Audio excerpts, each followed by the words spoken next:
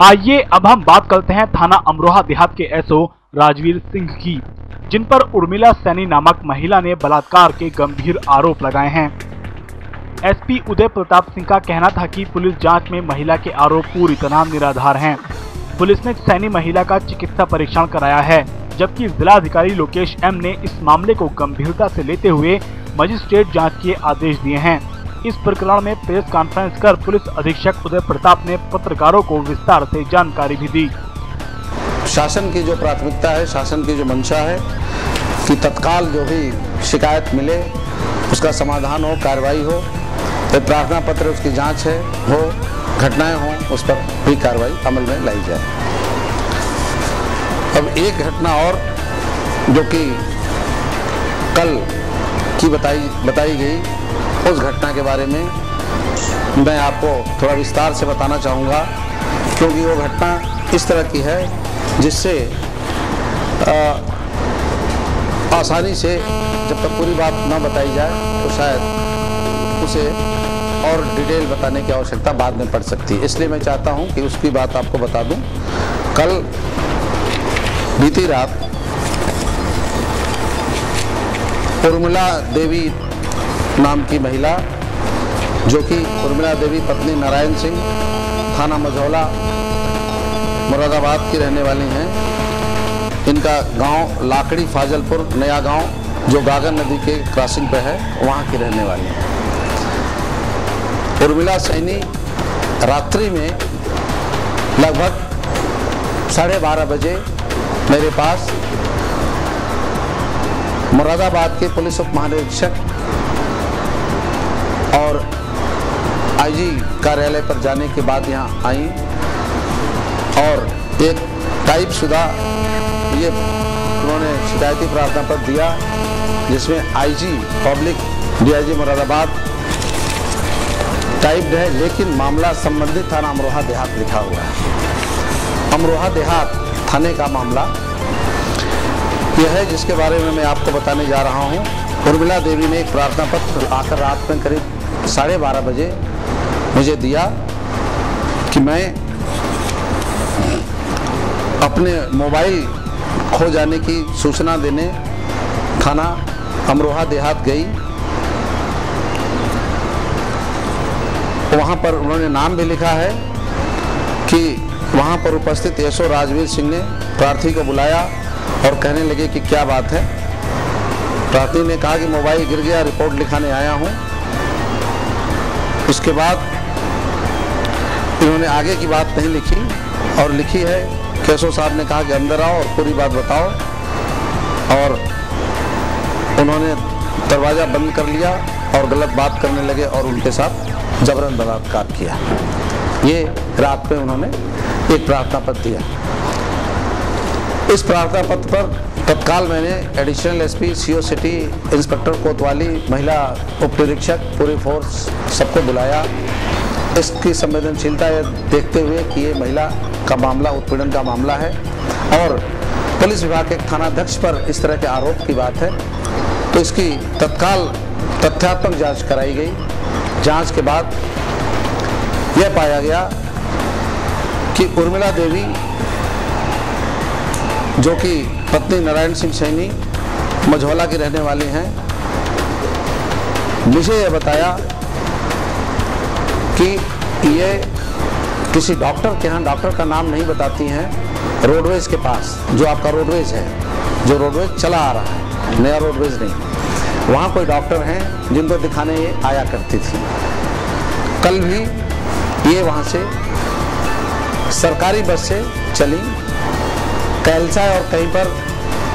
रुकी। किसी जगदीश नाम के व्यक्ति की बात बताती हैं, वो मिले। जगदीश किस प्रयोजन से मिले इस पर वो खामोश हो जाती हैं, लेकिन उसके बाद चलती हैं और बताती हैं कि रास्ते में जाना तो उनको डॉक्टर के पास था, लेकिन रास्ते में उन्हें नींद आ गई, झपकी आ गई और मोबाइल गिर गया, कोई उठा लिया और इसके लिए उतर कर ये अमरोहा देहात थाने में गई। अमरोहा देहात थाने में लगभग 10:30 का समय था। उस समय ये नहीं बताती कि वहाँ एसओ थे कि नहीं, सीधे बताती हैं कि वहाँ से हम जब लौट रहे थे तो थानाध्यक्ष ने मुझे बुलाया अपने कमरे में, वहाँ बैठाया, दरवाज़ा बंद किया, देर तक बातचीत की, उसके बाद उनके साथ बलात्कार किया। यह पूछे जाने पर कि थानाध्यक्ष उस समय 10:30 बजे दिन में किस परिधान में ड्रेस में थे, उन्होंने बताया तौलिया लपेटे हुए नहा के निकले थे। यह पूछे जाने पर कि थानाध्यक्ष का नाम आप राजवीर सिंह कैसे जानती हैं, इस पर भी कुछ नहीं बताया। और ये कहने पर कि उनका आवास कैसे आपको मालूम है कि वो जो बुलाने वाला आदमी अपने आवास में थानाध्यक्ष ही है, तो यह बताया कि हर थाने में थानाध्यक्ष का एसओ का आवास दूर होता है, किनारे होता है, उसका उनको समझ लिया कि ये एसओ और राजवीर ये चीज़ बताया। यह पूछे जाने पर कि 10:30 बजे यदि आपके साथ घटना हुई, थाने में ही आप चिल्ला सकती थी, थाने के बाहर जहाँ रेत बजरी गिरा हुआ है, सीडीओ का दफ्तर है, ब्लॉक, तमाम लोग हैं, उस पर कुछ नहीं बताया। ये बताया कि रिक्शे, जिस रिक्शे को हम बस से उतर कर रिक्शे को लेके आए थे, उसे रिक्शे से वापस चले। छानबीन से ये पता चला, जो काफ़ी कुछ सामाजिक जो परिवेश है उसको देखते हुए कि कितना षड्यंत्र करके योजनाबद्ध तरीके से अपराधों का जन्म दिया जाता है, उसमें यह ज्ञात हुआ कि फरवरी में 5 फरवरी को वर्तमान थानाध्यक्ष राजवीर सिंह ने एक अभियोग कुमारी ममता, जो कि अनुसूचित जाति की लड़की थी और कीर्तिनगर जवाहर कैंपस दिल्ली की थी, फरवरी में जब वो आकर अभियोग पंजीकृत कराई थाना अमरोहा देहात पर, उसके करीब 3 महीने पहले वो अपने परिजनों के साथ दिल्ली रेलवे स्टेशन से आजमगढ़ जा रही थी और पानी लेने के लिए उतरी ही थी कि ट्रेन चली गई और छूट गई। वहाँ पर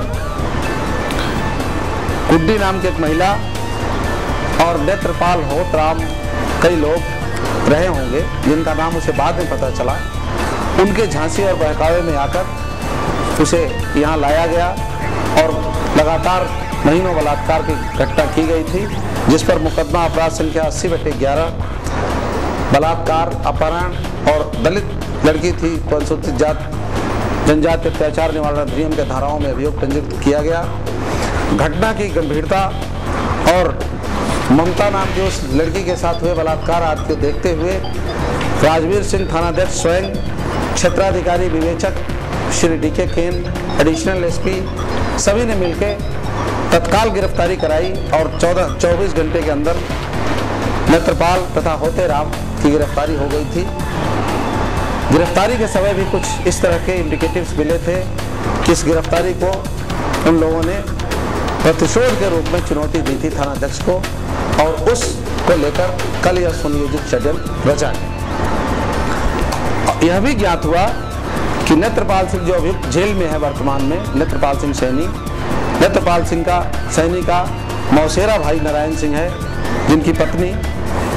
ये उर्मिला अपनी मौसेरी भाभी, अपने मौसेरे भाई की पत्नी को आगे करके इस इतने बड़े षड्यंत्र को जन्म देकर और थानाध्यक्ष को गिरफ्तारी और कार्रवाई करने का परिणाम भुगतने जैसी चीज के उद्देश्य से इतनी बड़ी साजिश कल की गई थी।